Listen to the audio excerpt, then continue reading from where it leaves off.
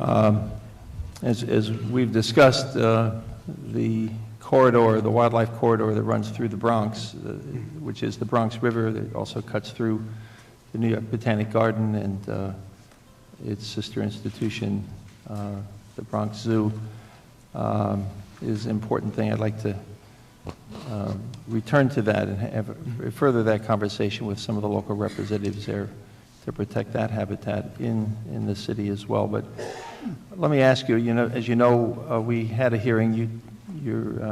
Julie was there, Julie Ty was there, on Plum Island. And Senator LaValle was kind enough to assist us with that hearing, as well as to provide an opportunity to visit the island. So I would like to again say to you, I think we should put a meeting together, working with the senator, and go and visit the island together. Sounds fantastic. I'll get the boat. You bring the senator. So is this on your radar screen? It is, very much so. Okay. I mean, Plum Island is obviously an important natural resource for us. We have a long-term objective to make sure that it's conserved. I understand the auction won't happen until 2023, the federal auction until 2023, but we certainly need to keep our eye on it before that, elevate the profile of the island, and see that it's got a place in the state's long view of conservation. Thank you, Assemblyman. Okay. Thank you very much. Our next speaker is Senator Brad Hoylman. Thank you, Madam Chair. And thank you, Chair Farrell, and to my colleagues. It's great to see you, and I echo the enthusiasm from my Assembly colleague on our appreciation for your work and the positives in this budget, the $123 million increase to the EPF, the environmental justice component, which is really terrific. The fact that you're not delaying the Diesel Emission Reduction Act, all of your emphasis on climate change, given that 2015 was the hottest year in recorded world history. I'm thankful that the administration is taking major steps to address this crisis. I have a few questions on a range of topics. I'll be brief, though. The first is the Environmental Protection Fund, and again, we're pleased with the increase, and my Assembly colleague asked you about out years for funding of it. It's a one-shot for this year, as you stated, and as the budget indicates. Why aren't we linking the EPF to its original source of funding, the real estate transfer tax? That would seem to be the most logical connection. I mean, I think there was a policy goal behind it that as we increase our built environment, that we make sure that we protect our natural environment through the EPF. And given that real estate values have rebounded and then some, it would seem to be a steady source of funding. Well, Senator, all I can say is that this year, the settlement funds enable us to do this $123 million increase. When we look at the EPF, as we do any part of the budget, we'll go year to year and find the best way to find the resources to meet those goals. All I can say is that next year, our view is we'll find a way to get to $300 million, and we believe the fastest way to do so is by looking at our capital appropriations. So you don't rule out recoupling it with RET, with the real estate transfer tax? I won't rule that out now, but next year is a different year. I would urge you to focus on that potential steady source of funding. In connection with climate change, again, I applaud you for the program on climate smart communities, funding for the climate change mitigation and adaptation. Will New York City be eligible as a municipality for the Climate Smart Communities competition? Yes, absolutely. Every municipality in New York State will be available, that will be able to take those funds. How's that going to work? I mean, do you have a time frame? Can you give us some examples of what kind of projects you're going to be looking for? Sure. Well, I say we're still designing the program. Of course, we don't have the money for it yet. We're still designing the program. Our view is to make available the funds for every municipality. We'll come up with criteria that would enable municipalities to put plans and proposals in front of us so we can fund those proposals. We'll draw upon and certainly favor communities that have shown early interest in climate change mitigation and adaptation. I mean, there are 176, for example, communities that have put together the Climate Smart Communities plans. I believe there are 6 that are certified. Those are examples of communities that you may have dozens of great projects ready to go. They're almost shovel ready. Everything from waterfront restoration to reducing one's dependence on certain sources of carbon emissions. So I think the door is wide open for meaningful projects that will help the state become more responsible in its climate change approach.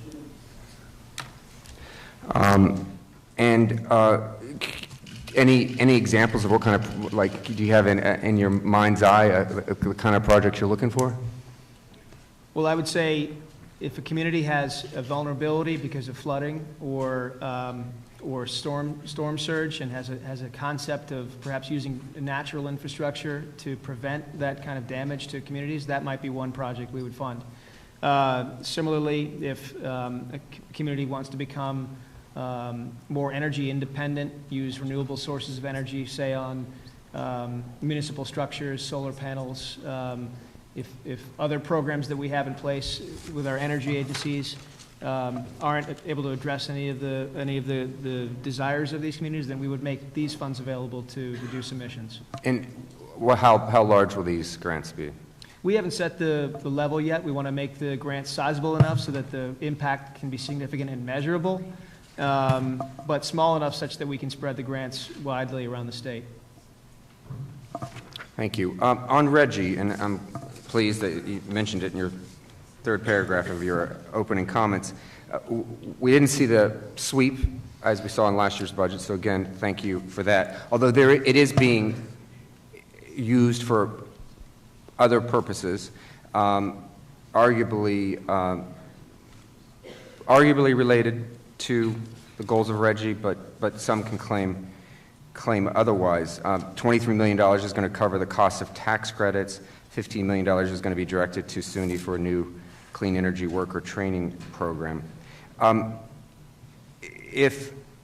Since the state has a big climate pollution reduction and obviously clean energy goals, why not spend general fund revenue to cover the programs being covered by the Reggie funds and use Reggie to do even more things? Well, we think the programs contemplated that we propose to use Reggie funds to support, the tax credit program and the workforce training program, are entirely appropriate within the bounds of Reggie. We want to, through the tax credit program, we are installing, for example, solar panels on homes. That's reducing the carbon footprint statewide. On the workforce issue, it's a goal to ramp up our statewide levels of, for example, again, solar panels. Well, we want to become the national leader in the green energy economy. We've got to have a workforce that's ready and trained to do those installations and to monitor those installations. So the $15 million that goes to that particular need will only benefit the state in the long term. If the legislature doesn't approve the transfer of the $23 million in Reggie funds that have been linked to the energy tax credit, would you advocate for repeal of the tax credit, or what do you do in a situation like that? I don't want to speculate as to what we might do if the funds aren't appropriated. I think we all understand that the tax credit is vital at this stage. We were successful in getting federal tax credit reauthorized this year. The state tax credit is needed as well. and we're seeing great levels of installations across the state. I know my colleagues at NYSERDA can speak to that specifically. Just want to take a moment to talk about an issue close to your heart, I know, which is the Hudson River and GE's mitigation efforts. The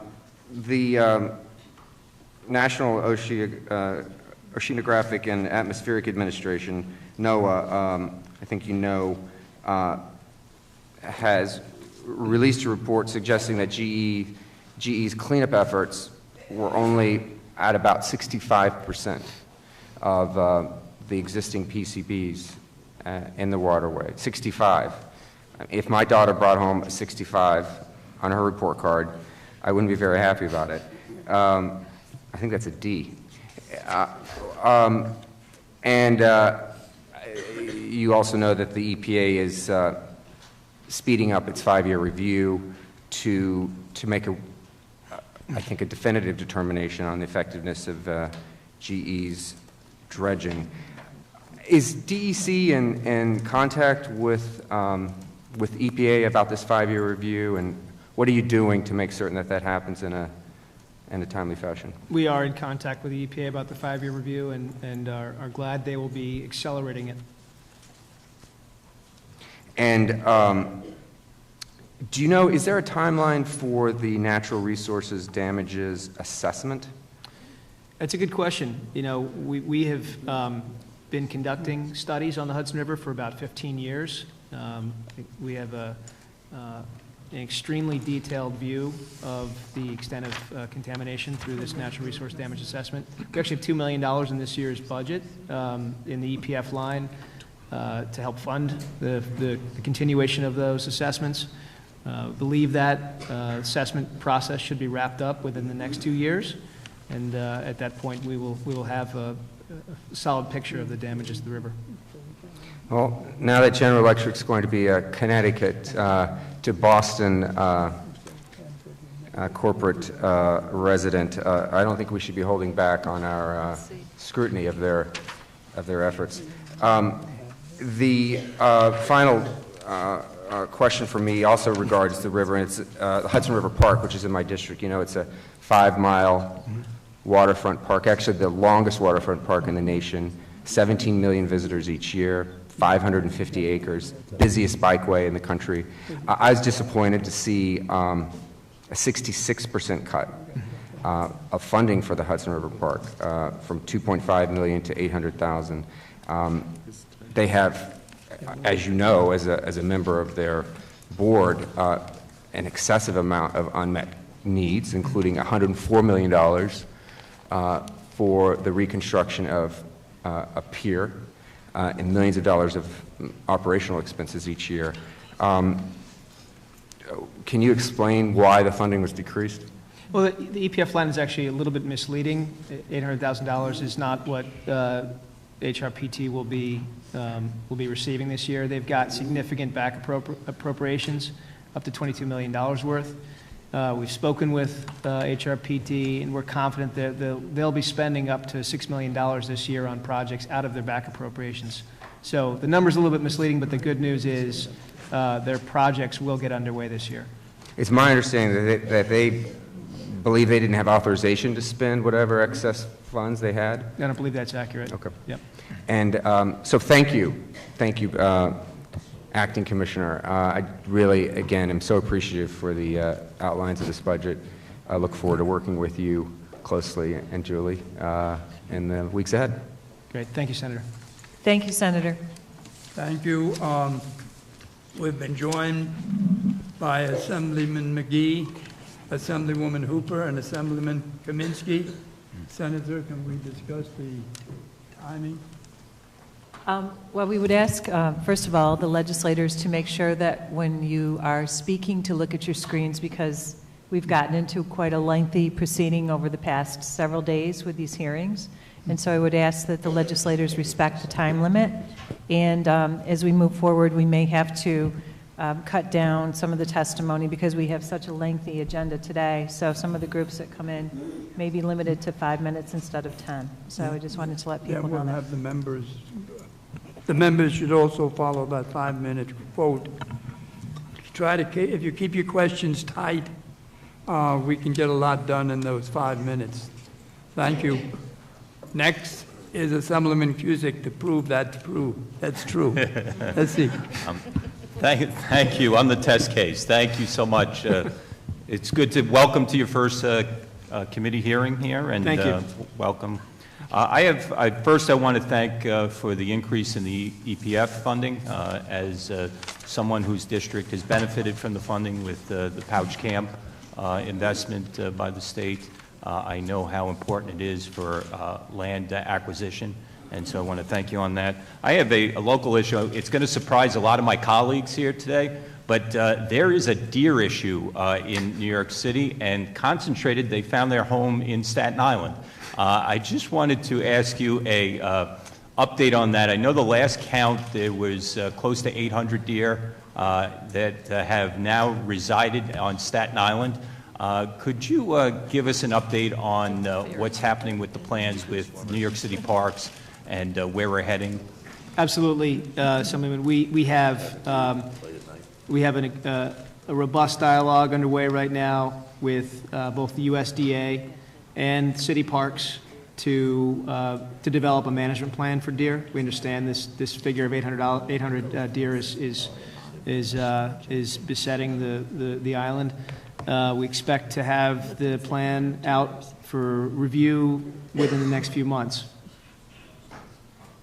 In the next few months, we'll have a review. I know that there was a meeting with DEC and New York City Parks and the community to go over how to live with the deer. I do have to say they have gotten used to Staten Island. They already had that Staten Island attitude.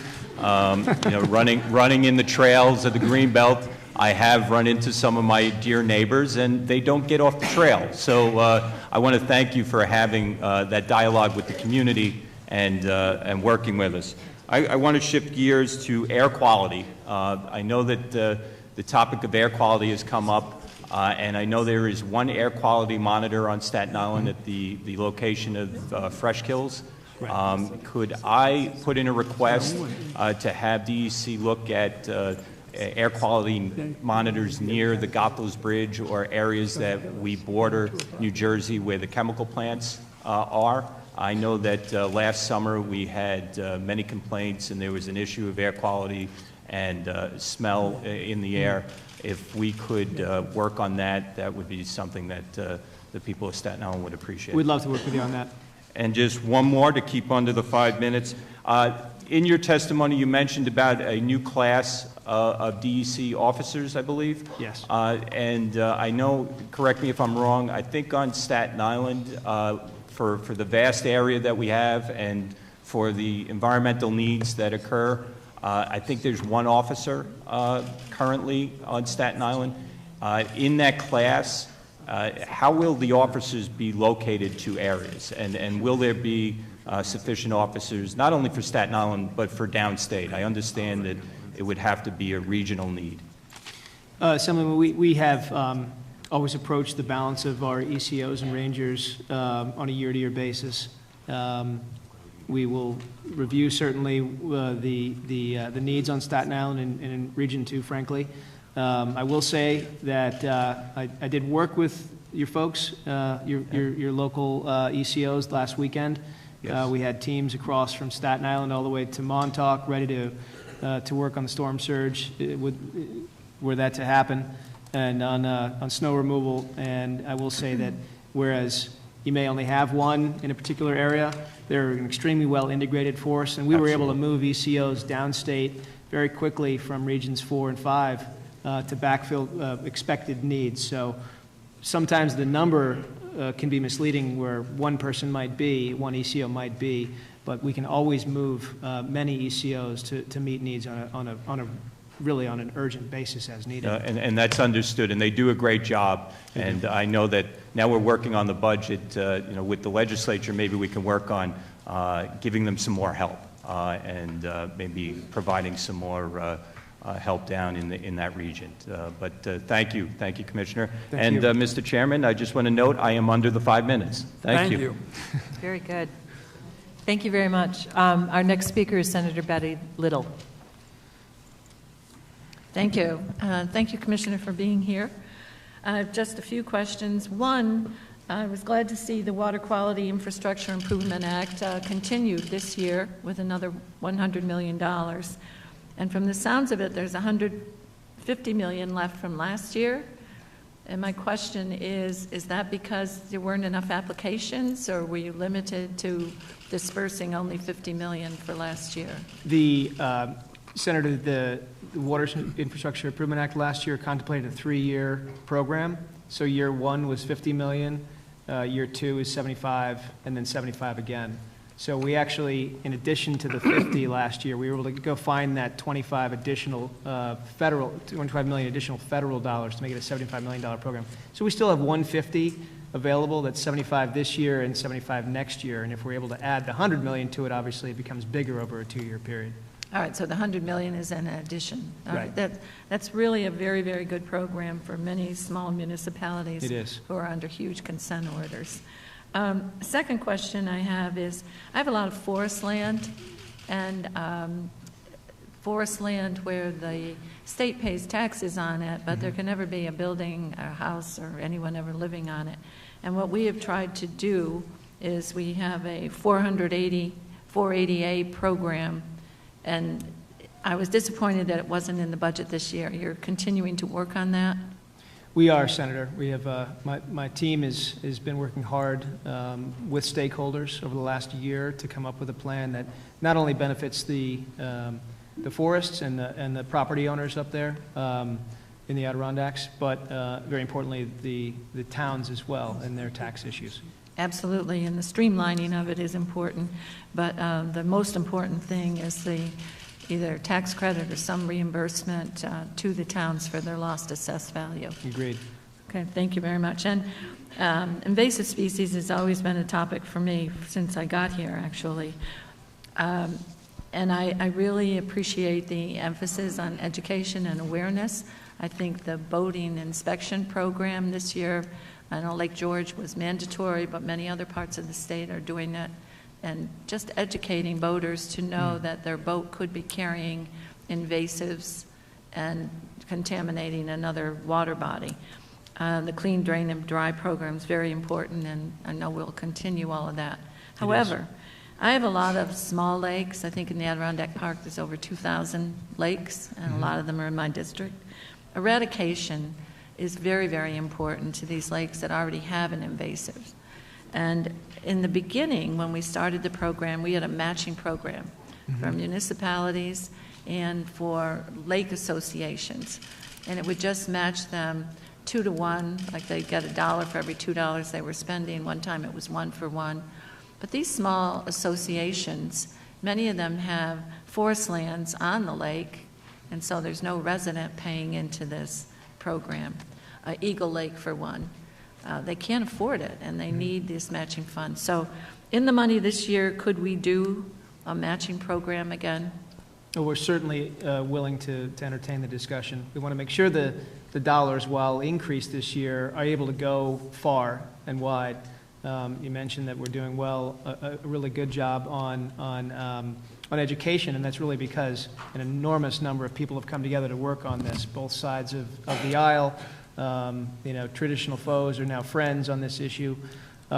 We can do more on eradication. We'd be willing to entertain a discussion on that. Yeah.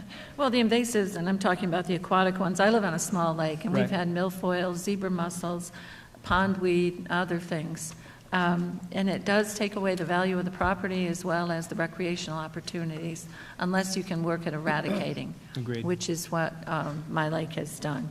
But the other thing is, if anything isn't stewardship, I think this is. This is really stewardship of the lakes that we have and keeping the water quality good. So any money put towards that is really important. But thank you very much, and thanks for all you're doing. Thank you, Senator. Thank you, Senator. Assemblyman? Thank you. Assemblywoman Russell. Thank you, Mr. Chairman. Thank you, Commissioner. Like several of my colleagues, I am also very happy about the proposed increase in the Water Infrastructure Improvement Act. I have a number of communities that are struggling with water quality issues, and your testimony today regarding criteria I would like to delve into a little bit more. You indicated that you thought the criteria used for this grant pool for the first $50 million worked out pretty well. And I'm just wondering if you do see areas that we can maybe tweak that criteria to help out some long-struggling communities. Well, I know the program has been very effective, Assemblywoman, to address communities of need, from the hardship communities to those that are not hardship. As we did last year with the legislature, we worked hard on establishing criteria that would be all-encompassing. We believe it's written well at this point. We'd be willing to entertain any ideas the legislature has in order to ensure that we get funds to the right places. But I'm not aware of any barriers at this point. It's a well-functioning program.